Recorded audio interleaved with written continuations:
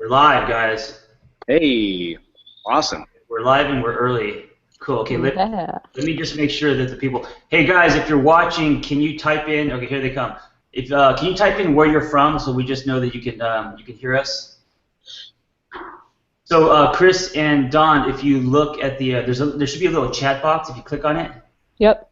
and you can see people start typing in. Chat box, is that the Q&A thing? It's just a chat box where they could ask us, any question they want, or they can communicate with us. They can't talk, but they could chat. They could type in anything. Got it. Cool. All right, cool. So we're a little early. There's people trickling. Okay, there's going to be a little delay. Okay, we have one from France. Hey, guys, if you're just coming in now, type in where you're from.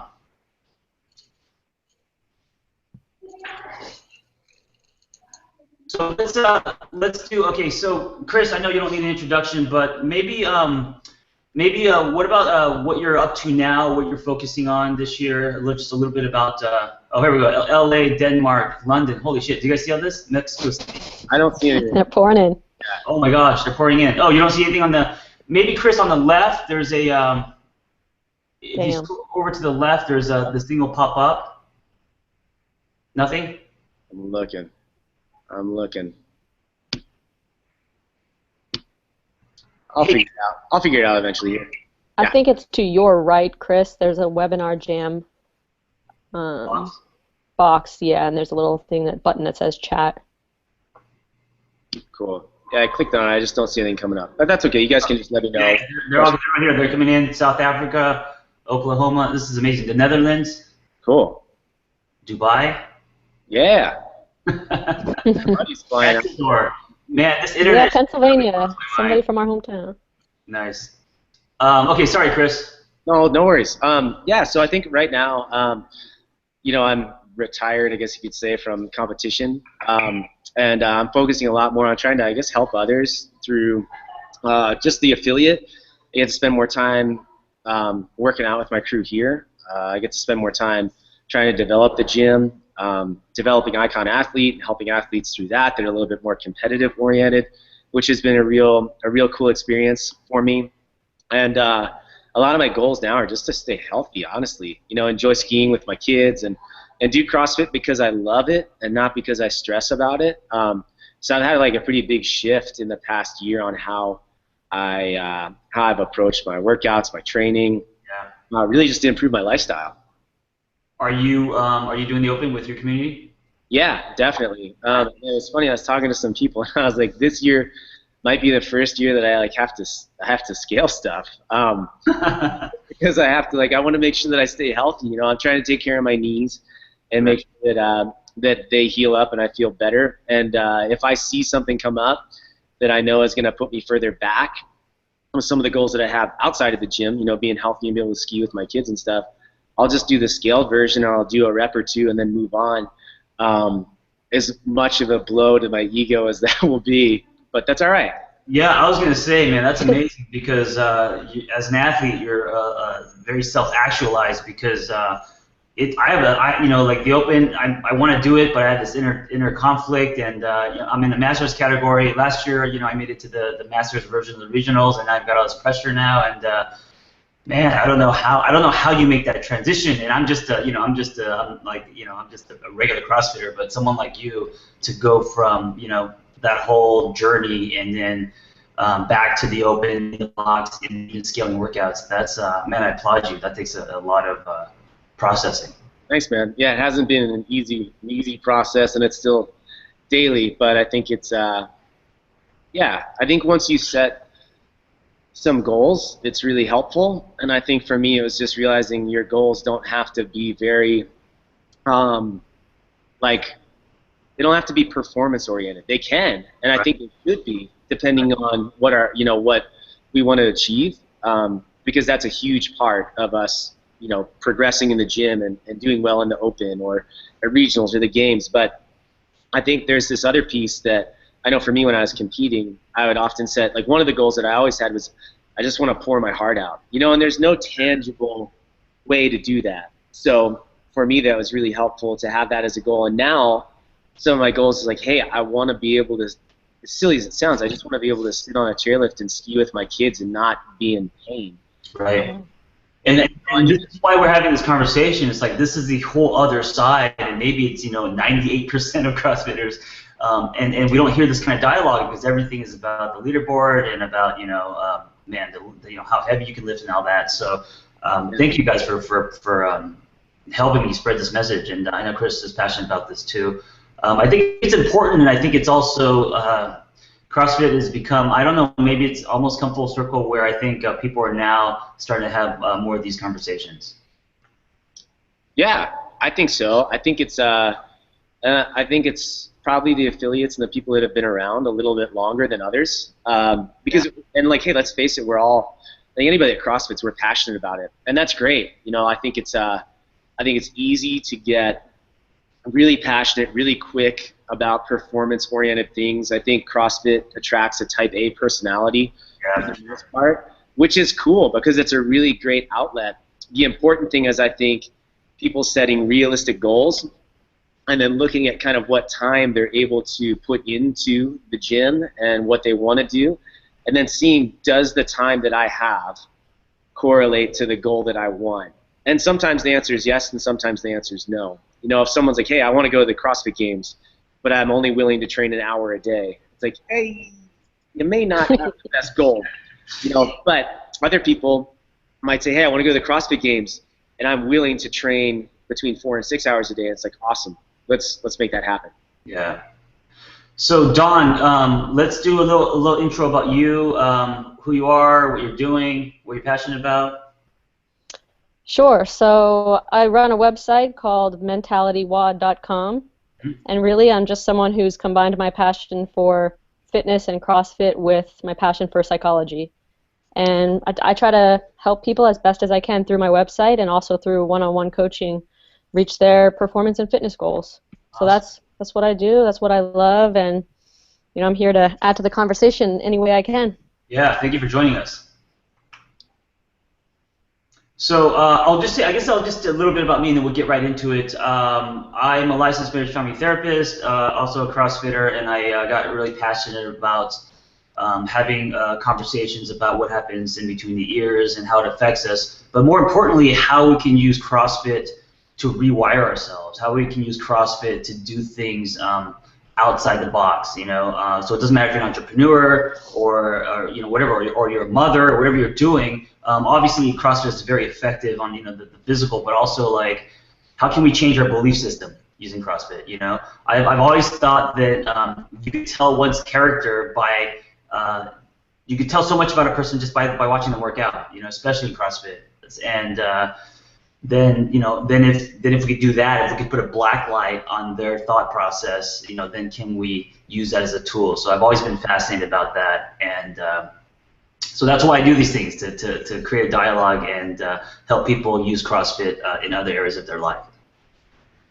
So let's, do you guys want to just get to the questions? They're questions that Chris came up with that I think many can relate to, and maybe from there we'll start asking questions from the people in the chat, and then I think we'll probably get bombarded with questions, but we'll have enough content for it to roll.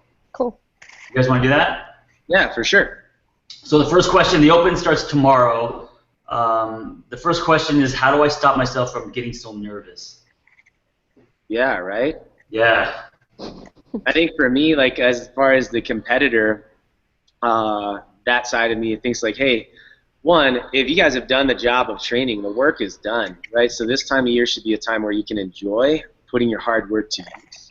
I know for me, when I would go to the games, there's a little bit of stress there, and that's a positive thing because I think it helps us perform. But for me, I was like always fired up because that's what I had worked so freaking hard for the year for, and now it was time to put that to use. So I tried to soak up those 5 days and really enjoy that, and I think we can apply that toward the Open. And even better, how much cooler, it's not 5 days, it's 5 weeks where you guys have to enjoy putting your fitness to the test, enjoying the community environment, regardless almost of the outcome, right? Because it allows us an opportunity to put our hard work to use. And I think there's some strategies to do that. But you know, kind of step one, I think, is just realizing that now is the time for us to put all our hard work to use. Yeah, I love that. Don, any tips on how to stop myself from getting so nervous? Yeah, I would, the first thing I recommend is don't focus your energy on trying to stop yourself from getting nervous, but instead embrace and accept that nerves are a good thing, like Chris said. Start to perceive them as part of what's getting you activated and excited for your workout. So putting a positive spin on your nerves and accepting them instead of trying to shut them away. Yeah, I think most people, when they feel nervous or afraid, they try to white knuckle it, and it just amplifies that feeling. I like I call them the 2 R's. It's recognize and replace. And I think you have to recognize what's really going on. You can't build anything without truth, and you got to be honest. So if you're nervous, don't pretend like you're not nervous, So that you're nervous, and then, replace. So like Chris was talking about, turning that dial to fun, and it's really hard to do, but I think that's kind of the focus, is if you could make this a fun experience instead of stressful and nerve-wracking, that it's I think you'll also do better, of course. I think with that, I think a great point is like identifying why we're nervous.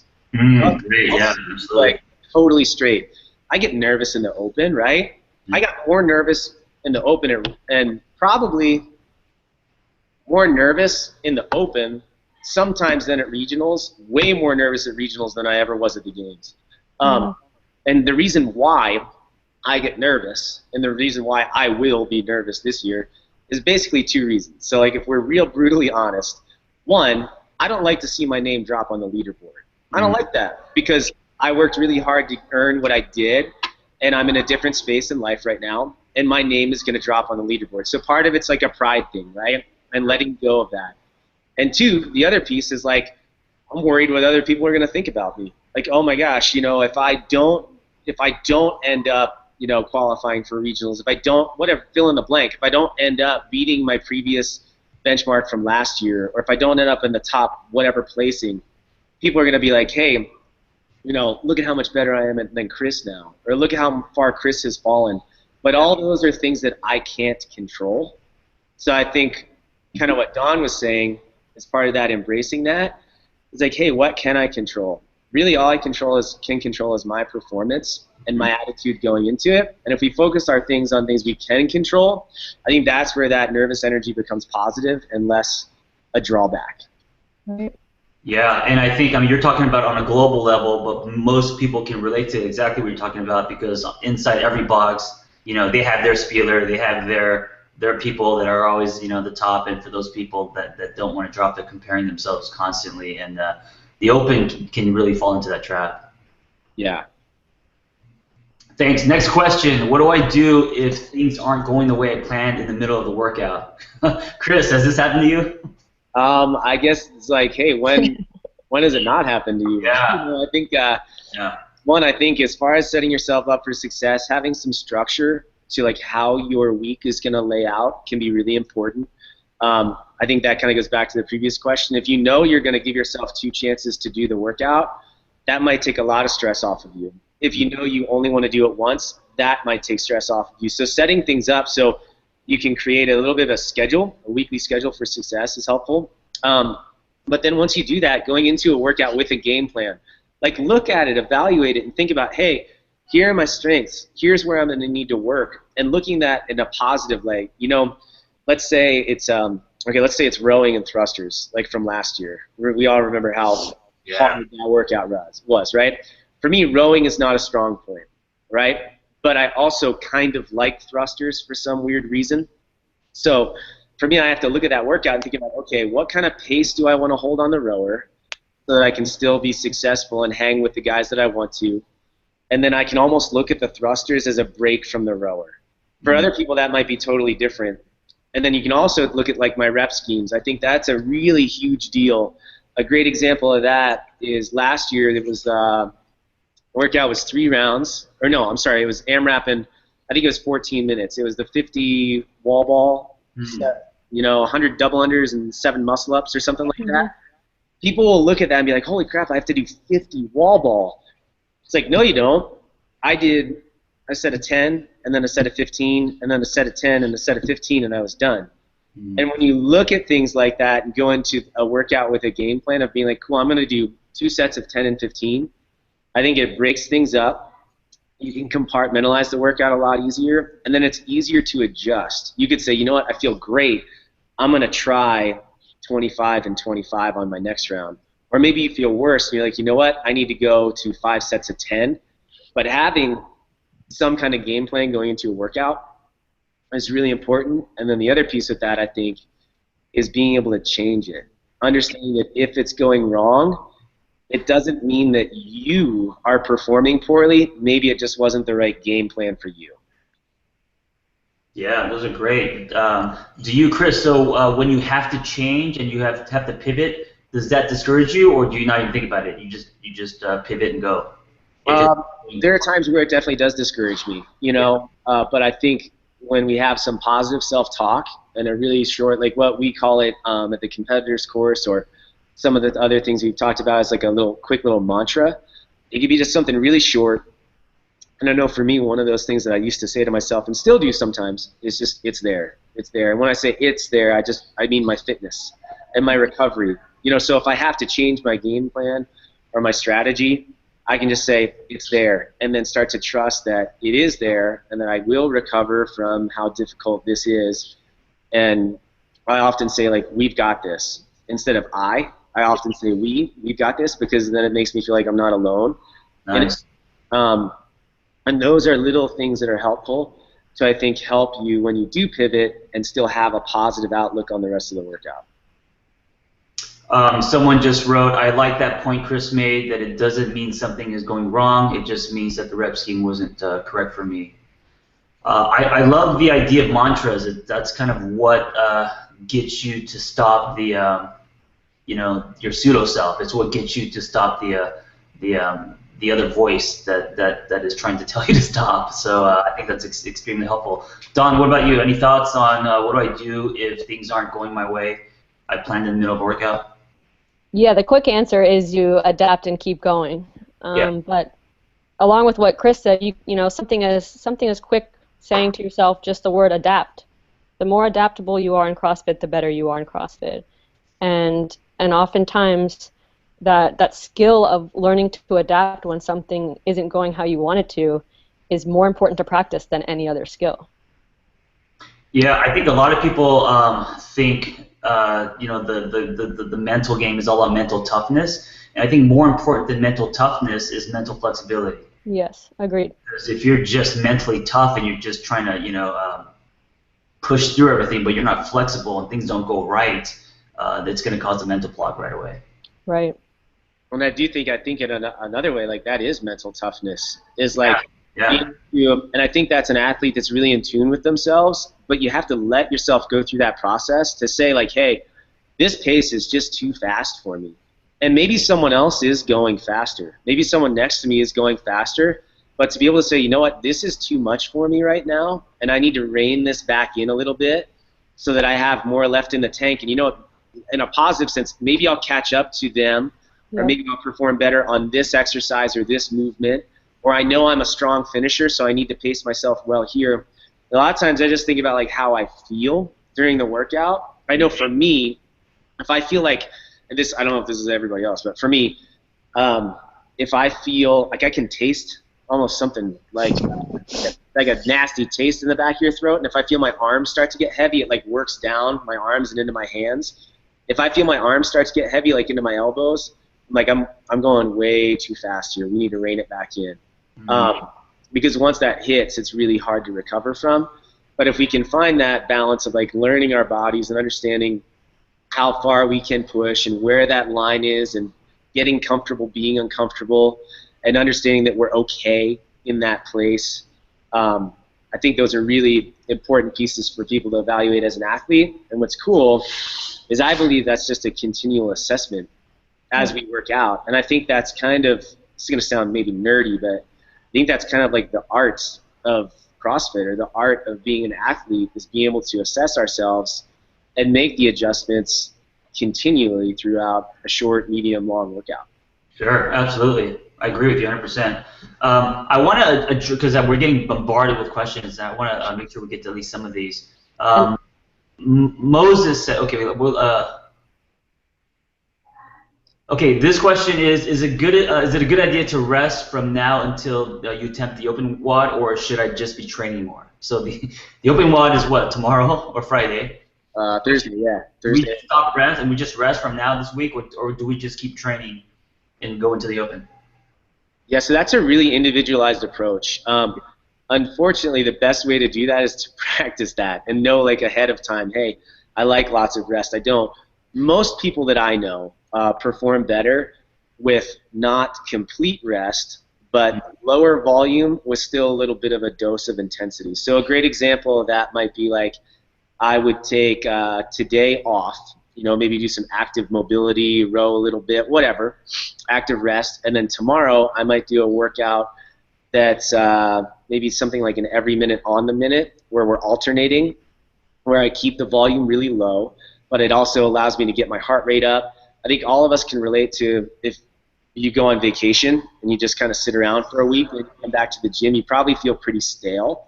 Yeah. So I think it's a good idea to feel rested and recovered going into the open workout, but also making sure that you guys kind of still have the engine idle. Think of it like that. I like that. Right, and keeping your training weeks or the weeks that you do the open as similar to your training weeks have been the past couple months, and not trying to, if you only work out twice a week, okay, maybe keep that as similar as that has been, maybe with an additional day. If you're used to training 6 days a week, try to keep that going so that your body feels as comfortable with the open workouts as it would in any other training week. What about also the idea of getting outside the box for a day or two? Yes. I don't know if that would help or hurt. Going for a hike or doing something kind of semi-active, but getting out of the box and the pressure cooker that's happening right now inside the box. Yeah, I know. Don just said yes, and I was like pretty emphatic with yeah, and I agree. I think I know stuff that I used to do before regionals, especially like once they got to where a lot of the athletes would work out in the afternoon. Mm-hmm. The individual, so we knew that we'd have the morning kind of off, and I was fortunate enough to be local, so I could just drive down there. But I would go for like a long walk in the morning. I'd just take the dogs for a walk and use it as a time to either, one, just clear my head, or two, go through the workout mentally, kind of visualize the things that I wanted to do, the rep schemes that I would do, visualize myself doing well, or maybe standing on the top of the podium, whatever. And I think being outside of the gym is real key to you feeling motivated in the gym. Yeah, I like that. I think it also depends where you live. I live in Los Angeles, so we just have concrete. That's not much we can do. Okay, another question, and this is we're killing two birds here because it's one of the questions we're going to ask. Matt asks, do you think that? Oh wait, no. Okay, Moses asks, how do you strategize an open WOD differently so that it's worth repeating again? So the reason why he asks, he says that he's repeated open WODs but has only gotten 1 or 2 reps more. So the question is, this idea of repeating WODs and how do you re-strategize them so they're worth repeating, or do you re-strategize? Do you do the same thing? Yeah, I think if you again kind of assess, right? Take a look at what you did. I'm trying to think of a good example. Okay, I think in 2014 it was row 60 calories, 50 toes to bar, 40 wall ball, 30 power cleans at 135, and 15 muscle ups. Mm-hmm. I think. So let's say you just go into that with no game plan at all, and you row hard. You get the row done in 3 minutes. And then you go to the toes to bar and you try to do a set of 20. And then you start to feel yourself kind of blow up and you have to take that down to singles. And then the wall ball get broken up into, 4 sets of 10. If that happens, I would definitely take a look at doing it again, and how do you re-strategize that? An example for that would be, hey, instead of rowing my 60 calories in 3 minutes, I'm going to row that in 3.5 minutes. I'm going to do my toes to bar in sets of 5 with a 3-second break between each set. Mm-hmm. I'm going to do my wall ball in 2 sets of 20. I'm going to do my power cleans in singles. That's, again, very individualized depending on where an athlete's strengths and weaknesses are. But if you guys find yourself in a hiccup where you're not able to stay consistent moving through the workout, I would definitely look again at another strategy. And usually that's because people bite off more than they can chew in the beginning instead of breaking things up earlier on. Right, I agree with the re-strategizing, and sitting down with a coach or a training partner who knows you really well to analyze your videos is an important part of that versus just saying, I'm going to try it again and do the best I can again. But sitting down, like Chris was saying, with somebody who really understands and knows you well so that you can actually plan, and take a look at how the timing of your rounds, the timing of your rest, and see if you can play with, if there's periods during that workout you're taking 10 seconds rest, see if you can play with, like he said, holding yourself to 2 or 3 seconds rest, but maybe implementing more of them throughout the workout. So strategizing with a coach is an important part of that, and analyzing your video in a way that you can come up with a plan that's different than the first time you did it. Yeah, and everyone's like recording things on their phones now, so you could just it's helpful, yeah. Yeah. Next question. How do I handle the stress of having someone judge or if I get a no rep? The CrossFit Open is when you start making enemies with the friends in your box. Yeah. Best piece of advice is have short-term memory loss, brother. Yeah, you can't. It's so easy to get derailed. It is so easy to get derailed. One of the things that you guys can do is train them. Be legitimate with yourself. Like when you're working out, there are times when I would work out when I was training for the games that I would give myself no reps because I knew that if I kept moving, the workout would be harder. There are also other times where I would no rep myself because I knew the rep wouldn't count and I needed to be able to readjust that. There are times in wrestling when I would train and I would have my coaches ref and they would intentionally not give me points on a good call so I could learn how to react on that. And the best thing I think we can do is understand that there's nothing we can do about that very moment. That moment has now passed. And it may have been a half a second, but that moment is in the past and there's nothing I can do to control that. All I can do is focus on the exact moment I'm in now, and that could be the bottom of your squat on the next wall ball. You can't think about the previous no rep. It's very telling of one's sportsmanship when you start getting no reps. Right? Yeah, it is. Yeah. Weston asked, in terms of diet and macro breakdown, how do you prep for competition during the week leading up to comp day? And is that different than the hours leading up to comp time? Man, again, super individualized, and those are things that need to be played with and practiced beforehand. So I hope this information isn't a little bit too late, but I know a lot of athletes where they would, let's say that there's an event in June that you guys are really focused on, and it's a local event, it's a garage event, and you should choose maybe the Open and another event before that so that you can play with nutrition and see how that affects you and see what you're comfortable with. Having said that, since the Open's right here, I would take a similar approach to what Vaughn said, is, hey, you don't want to change too much right now, so whatever you have been doing, I would encourage you to do that all the way through the Open, because if you start to tweak things a lot now, you might find that it's a poor result. Okay, great. Dawn, anything? Yeah, absolutely. I just agree with what Chris was saying about keeping your macros and your nutrition as consistent as you can from what you've been doing in the past few months or past at least month in your training. And most of these Open workouts are similar to any workout that you would be doing in your box any other day of the week. And so nothing special needs to be done for them. In the same way that you're preparing yourself for any other workout, you could be preparing yourself for the Open workout. Cool. Yeah, and I think it goes with like these supplements. Sometimes you're like, wow, should I have caffeine beforehand? It's like, no, bro. If you have caffeine up until now, don't start doing it now. Yeah. Victor asks, what can I do to prevent from falling apart when you're unable to complete the next rep? For example, a rope climb or handstand push-up. I feel like sometimes when you miss a rep, you can feel your goal slipping away, and it gets really hard to keep going. We see it all the time in the competitions. So he's talking about like mentally. Yeah. When you hit fatigue. That's a great point, man. And I think one of the things that I used to think about is kind of what I got back to is like, hey, all I have is this very moment. right? And anything that has happened, whether it was a half a second ago or a week ago, is just a thought. Anything that hasn't happened yet, the next rope climb or the next clean or whatever, is just a thought. And I have no control over this, but I do have control over like the right here and right now. So if you feel like a goal is slipping away, I think you need to take a step back, even if it takes 3 or 4 seconds, 5 seconds, whatever. Like, hey, that moment, that right there, that last rep doesn't define what's going to happen in my next rep. That experience doesn't define what is about to happen, and I can change my attitude right then and there. And I can walk into that bar or that room and be like, I'm going to crush this.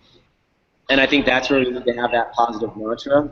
We can say to ourselves, it's there. I've earned this. I deserve this. I've worked hard for this. Whatever that is, to reset. Because I think when we see our goals slip away is when a negative thought comes in.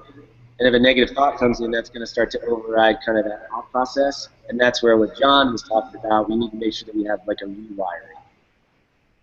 Yeah, you know what, Chris? What you're talking about is the big wellness buzzword right now, which is mindfulness. You're talking about being present. You're talking about letting go of thoughts and what's happening in the here and now. And I think that's the greatest door into your potential, into tapping into things like flow state.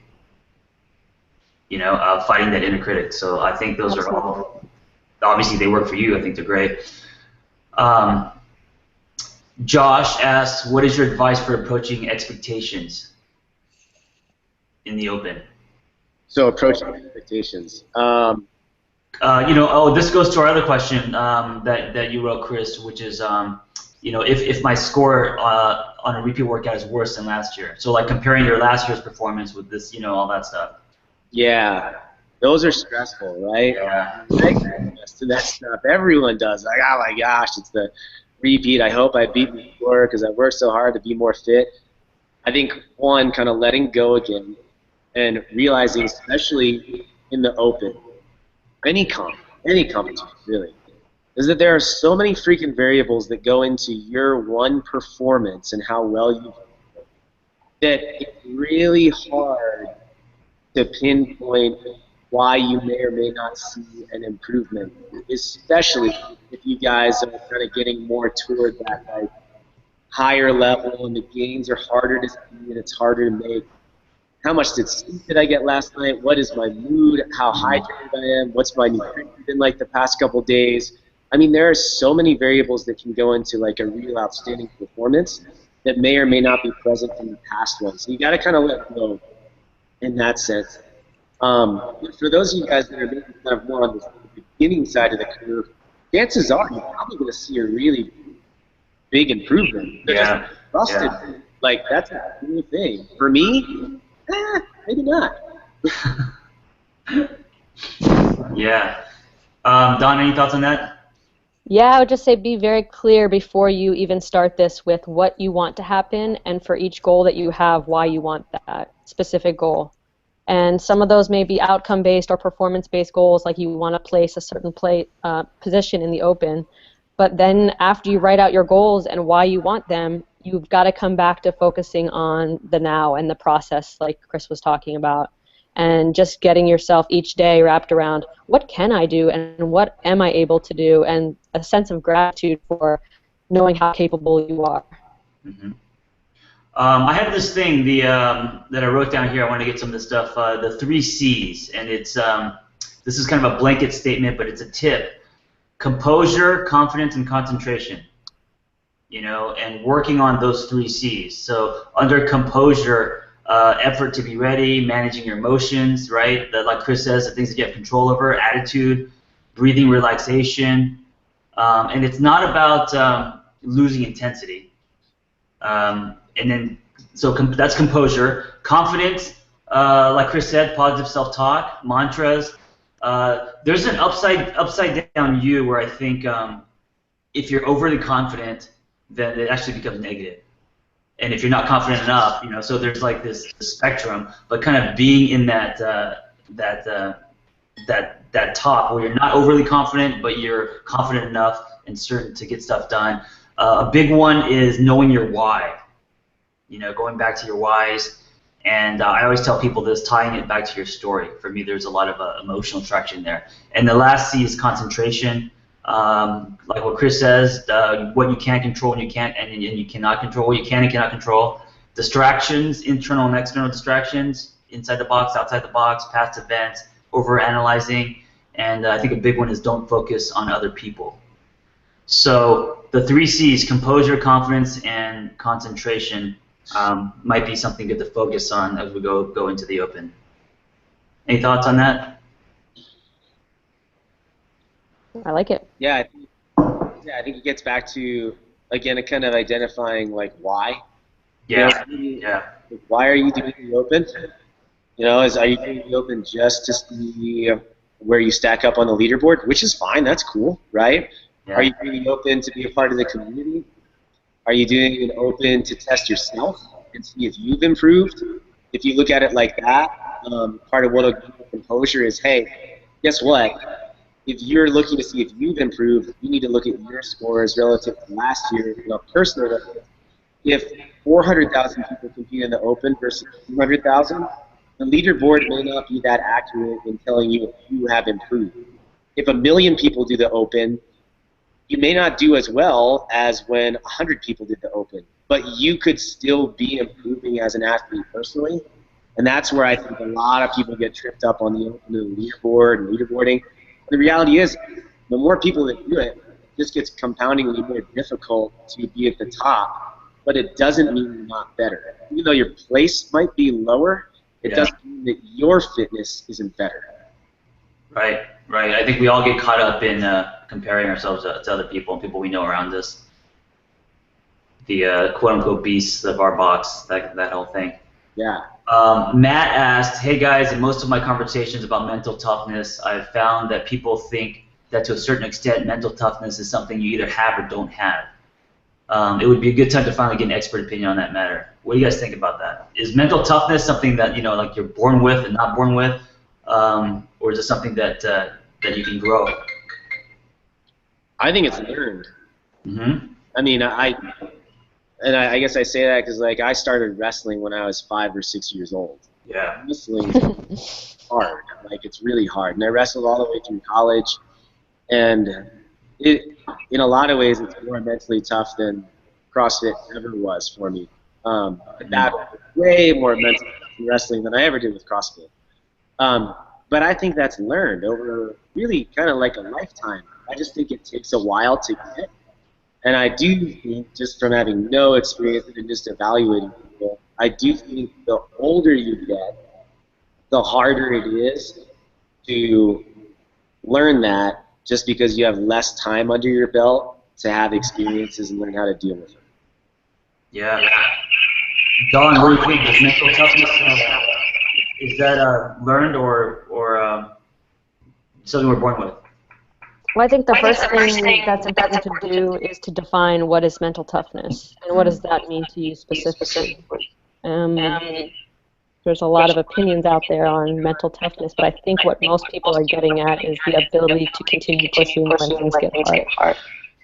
That's a general thought, but I would also encourage people to keep pushing when things get hard in a healthy way. And what I mean by that is physically and mentally making sure that you're not just pushing to push, you're pushing in a way that's actually helping you have a better quality of life. And sometimes that means pulling back. That's mental strength to me. Sometimes that means letting go. Sometimes that means speaking up when you need some help and things like that. So it's a bigger thing than just pushing hard.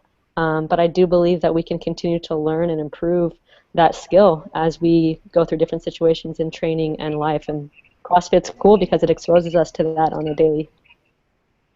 Have you guys heard about the 40% rule? I think it's, I don't know if it's Navy SEALs or I heard this somewhere. I don't know if this is a dangerous statement or not, is that when your mind tells you to stop and everything, you know, you're shutting down mentally, you're only at about 40-50% of what your body can do.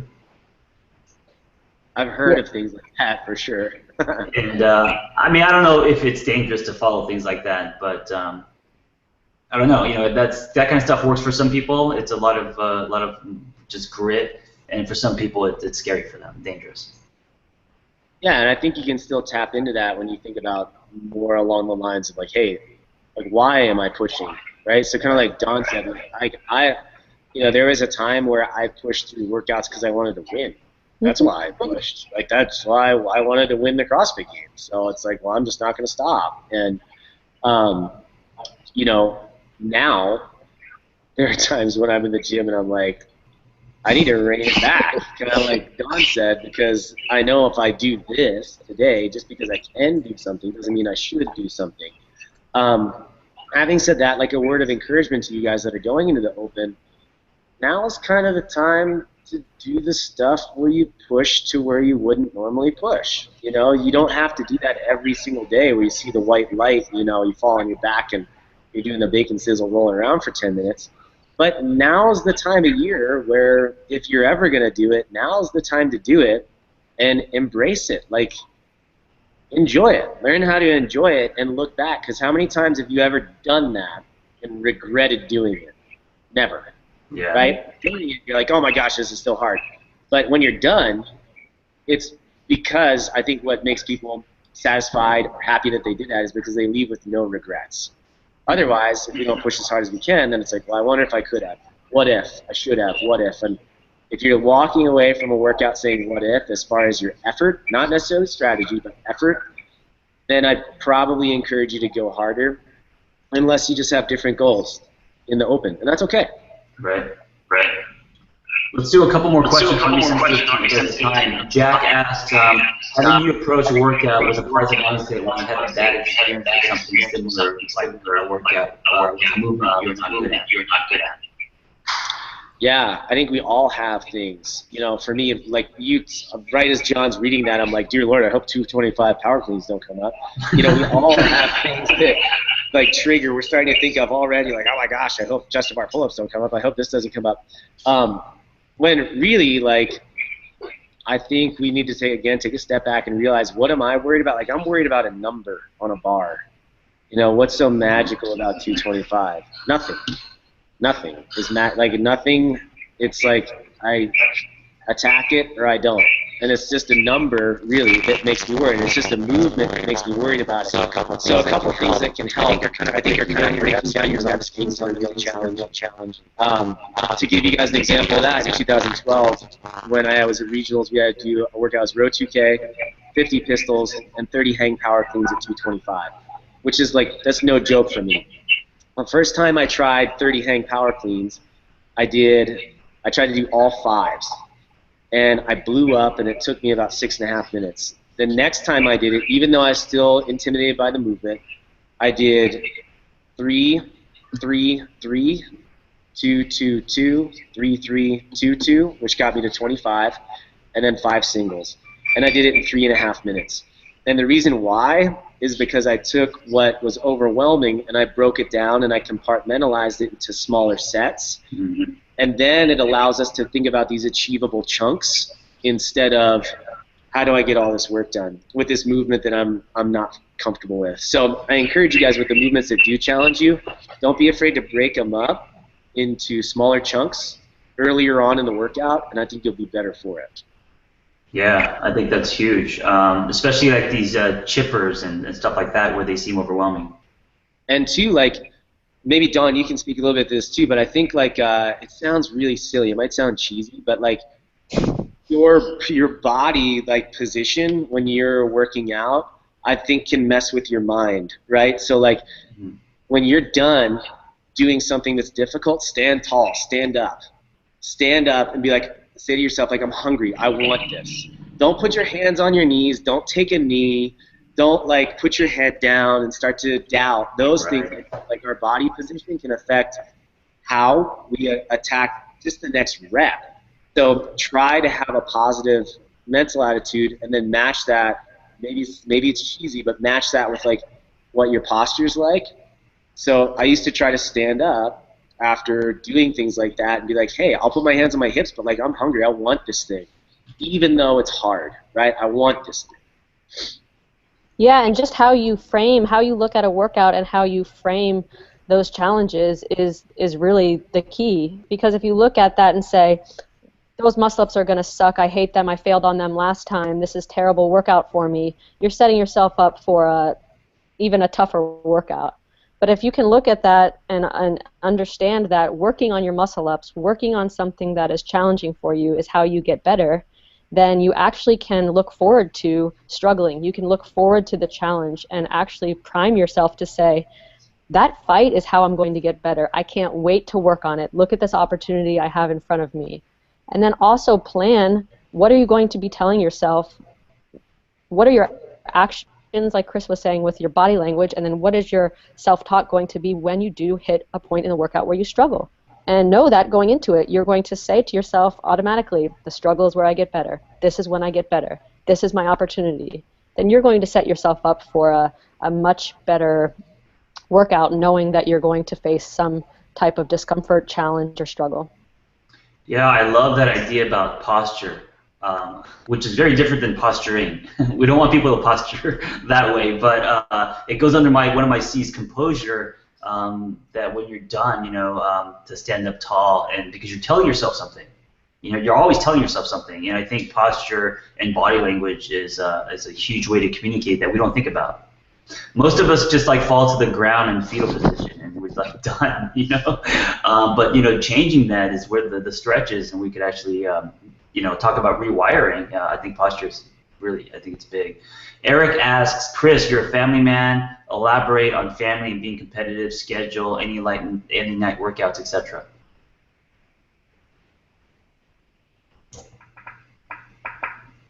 Oh man, Chris, your sound's gone. Oh shit. Yeah, it is. Can you hear me? Yeah. I don't know. Google just, man, looks like our time's going to be up.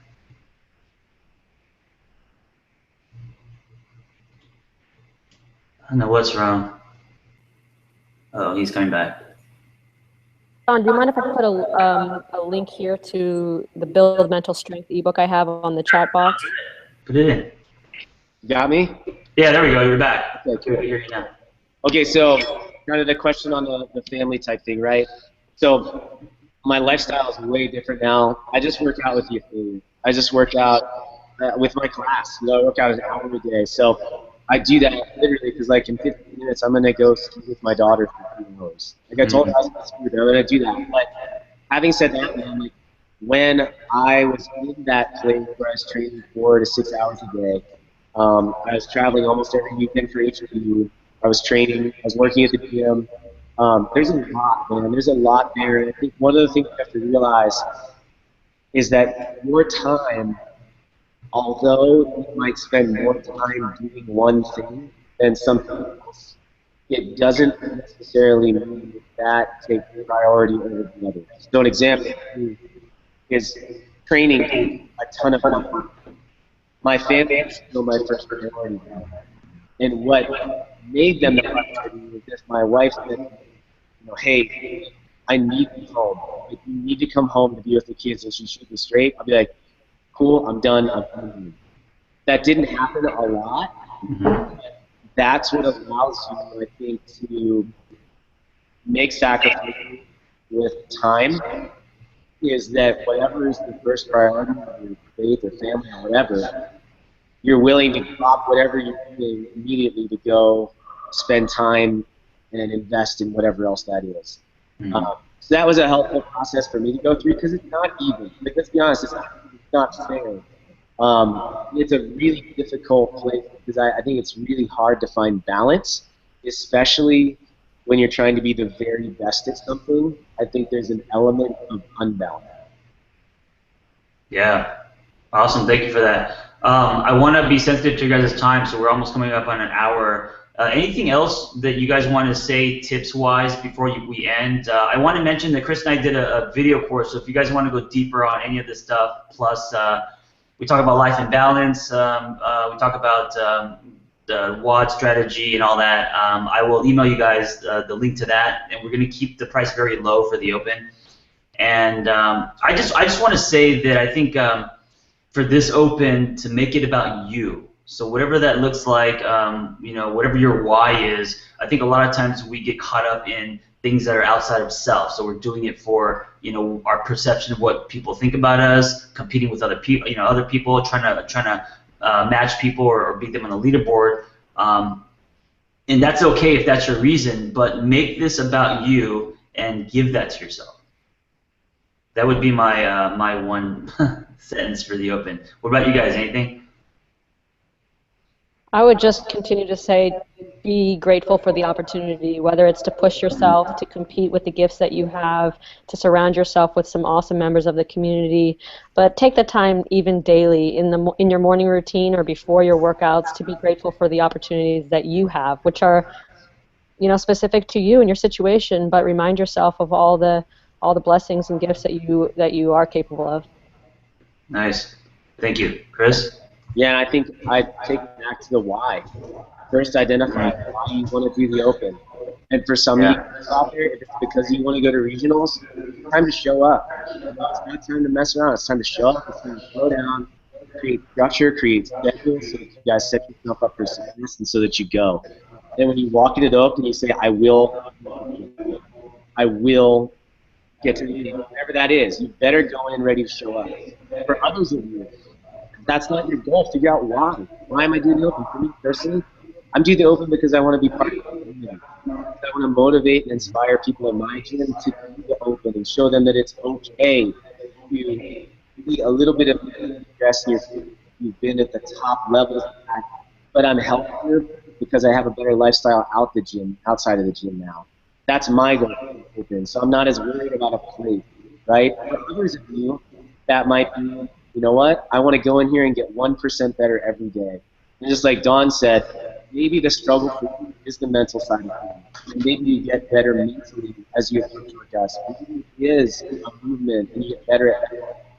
How many times have you guys gone in and done something you never thought possible before?